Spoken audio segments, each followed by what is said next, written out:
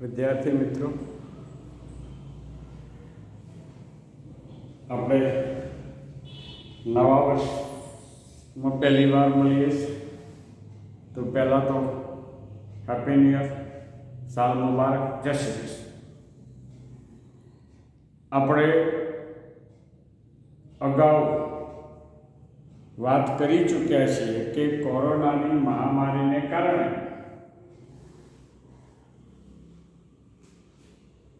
કેટલાક સિલેબસને બાદ કરવામાં આવે છે, એટલે કે ડિલેટ કરવામાં આવે છે. જેમાંના આપણે 3 પાઠ પૈકી એક પાઠ ભણી ચૂક્યા, નિવસન તંત્ર, જે આપણે ભણવા નથી છતાં પણ તમને આપણે ભણાવી ચૂક્યા.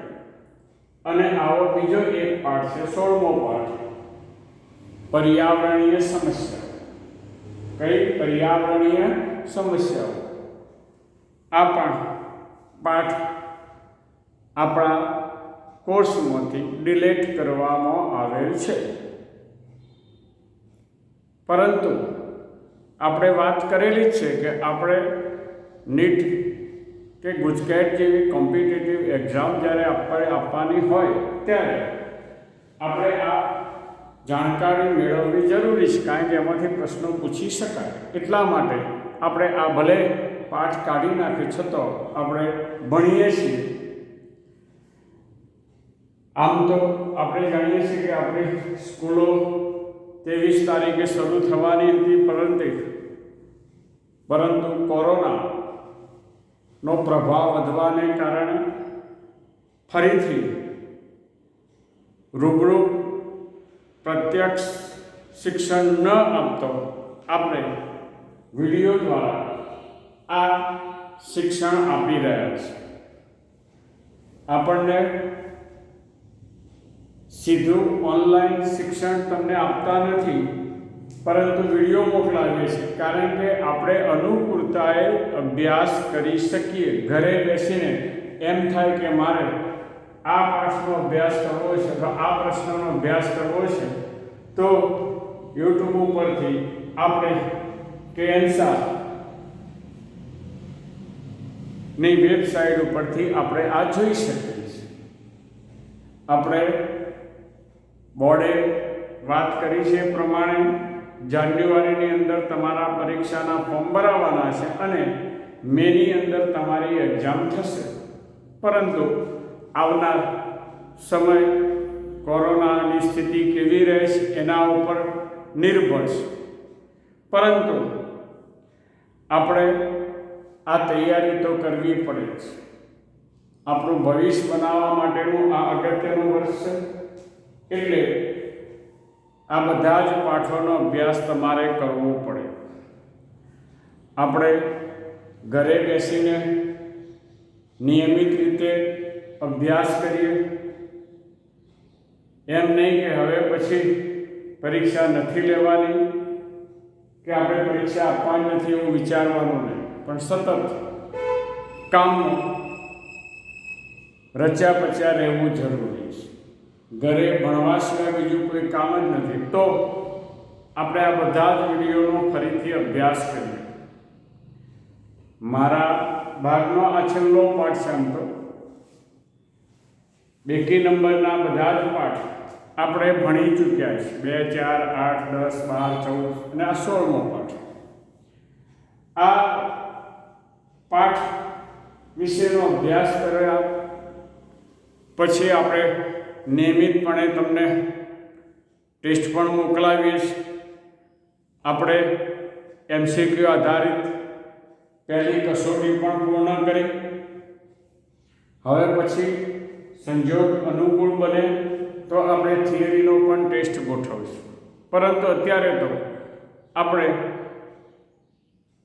માત્ર ને માત્ર વિડીયો દ્વારા જ અભ્યાસ કરીએ છીએ.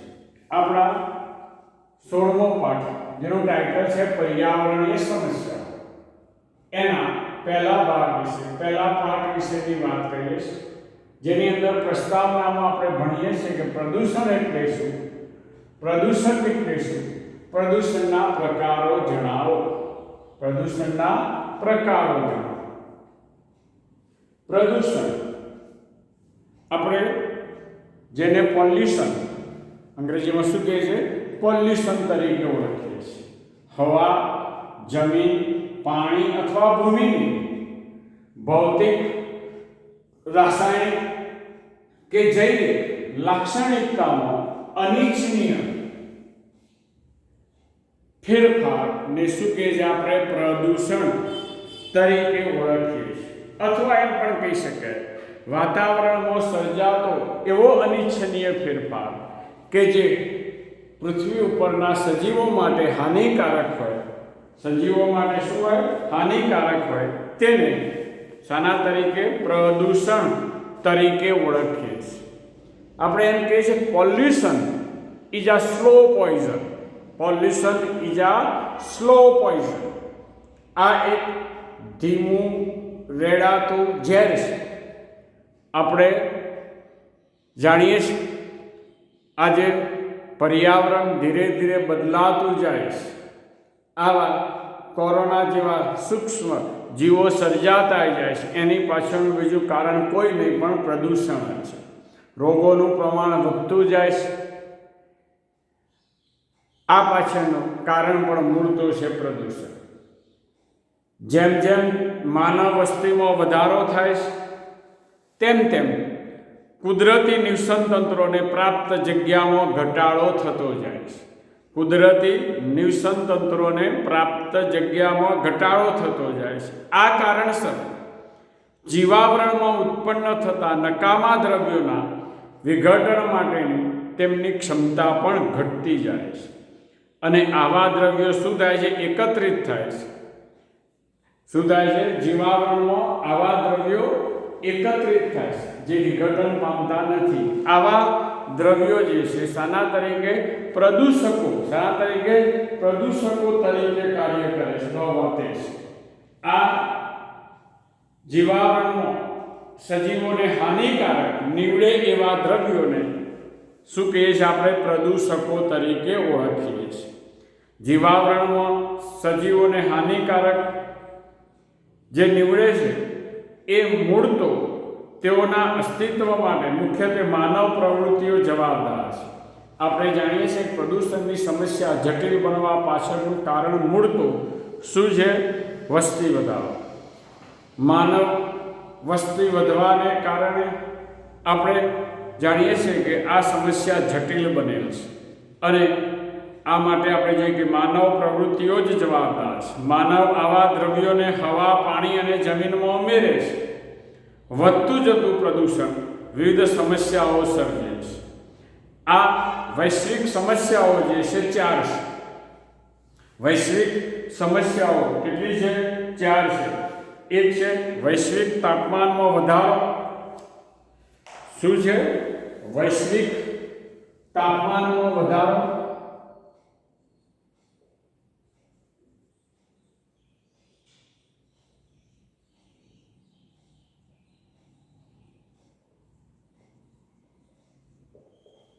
બીજું છે ઓઝોનનું વિઘટન.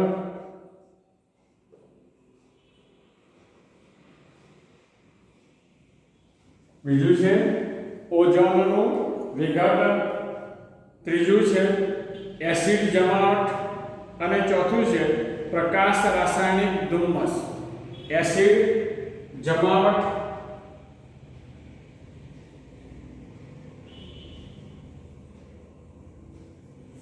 અને પ્રકાશ રાસાયણિક ધુમ્મસ.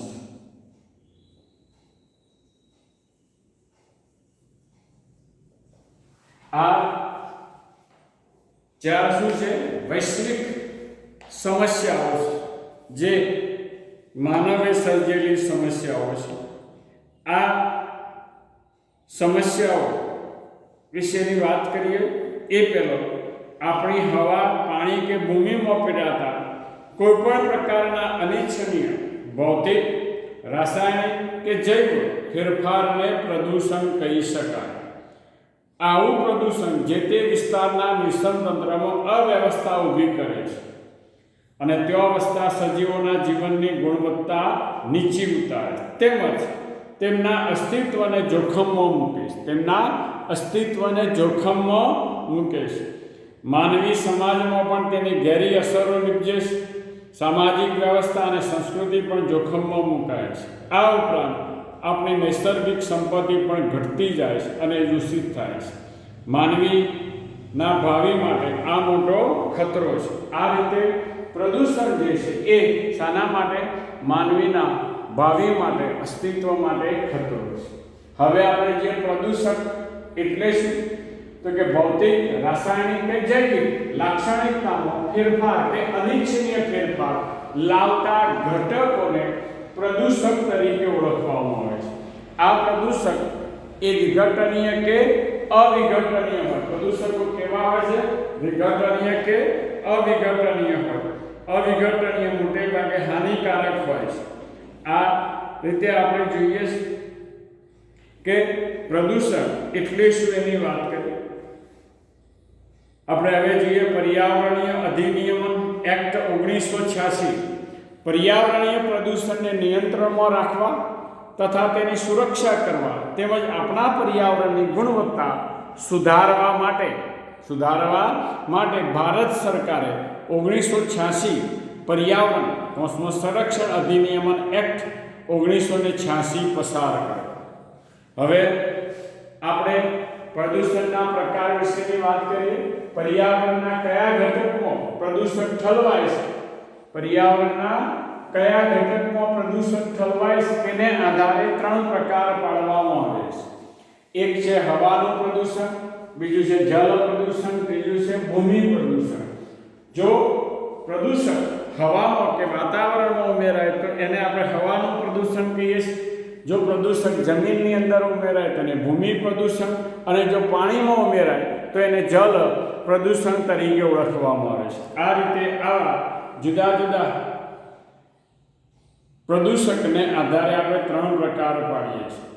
આ પ્રદૂષણ કુદરતી પણ હોઈ શકે અને માનવ પ્રેરિત પણ હોઈ શકે. પ્રદૂષકના ભૌતિક સ્વરૂપના આધારે તેઓને વાયુ, પ્રવાહી, ઘન, તરતા રજકણ, કિરણોત્સર્ગ ઘટક, ઘોંઘાટ ઇત્યાદિ પ્રકારના પણ ગણાવી શકાય. એટલે આપણે ચોથો પ્રકાર પાડી શકીએ પ્રદૂષણનો, એ છે ઘોંઘાટ. અહીંયા આપણે જોઈએ કે આ પ્રદૂષકો જે છે એ પ્રદૂષકોમાં જલ પ્રદૂષણ, ઘન કચરાનું પ્રદૂષણ, તરતા દ્રવ્યોનું પ્રદૂષણ, કિરણોત્સર્ગ પ્રદૂષણ, ઘોંઘાટનું પ્રદૂષણ જેવા પ્રકારો વડે પણ ઓળખાવી શકાય. પ્રદૂષકનું જૈવિક પ્રક્રિયા વડે જો વિઘટન કરી શકાય તો તેને આપણે જૈવ વિઘટિત, અને જો તેમ ન થઈ શકતો તો તેને જૈવ અવિઘટિત પ્રદૂષક પણ કહેવાય. જૈવ વિઘટિત પ્રદૂષકો નિકાલની સમસ્યા ઉકેલવી બહુ અઘરી નથી, પરંતુ જૈવ અવિઘટિત પ્રદૂષકો જેવા કે જંતુનાશક દ્રવ્યો, પ્લાસ્ટિક, પોલિથિલિન વગેરે નિકાલની સમસ્યા ગંભીર છે. અહીંયા આપણે જોઈએ કે દાખલા તરીકે વનસ્પતિના પર્ણ છે, પ્રકાંડ છે, મૂળ છે, આ બધા ભાગો જેનું શું થઈ શકે? વિઘટન થઈ શકે છે. પ્રાણીઓના મૃતદેહો જેનું વિઘટન થઈ શકે છે. એટલે આ બધા વિઘટનીય છે. પરંતુ પ્લાસ્ટિકની વાત કરીએ છીએ કે કિરણોત્સર્ગી પદાર્થો કહીએ છીએ જે કેવા છે? અવિઘટનીય છે. એટલા માટે એ મોટે ભાગે કેવા છે? હાનિકારક છે. આ રીતે આ આપણે પ્રદૂષકો વિશેની વાત કરી.